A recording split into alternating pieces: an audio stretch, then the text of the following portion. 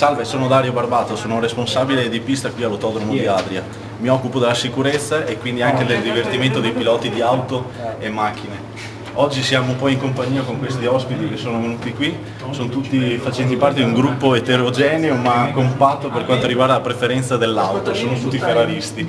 Stanno facendo l'accredito in segreteria nostra e con il bracciale che gli verrà consegnato, lo vedete qui, siglato Adria International Raceway, verrà consegnata una piantina della pista dove si possono considerare traiettorie, punti di sosta, sicurezza eccetera eccetera.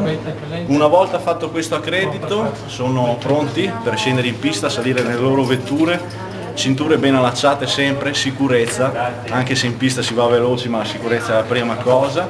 Poi facciamo assieme un mini briefing in modo di poter valutare assieme le bandiere, valutare assieme come ci si comporta in pista, cosa si deve e non deve fare all'interno di una pista. Tutto questo per un buon divertimento.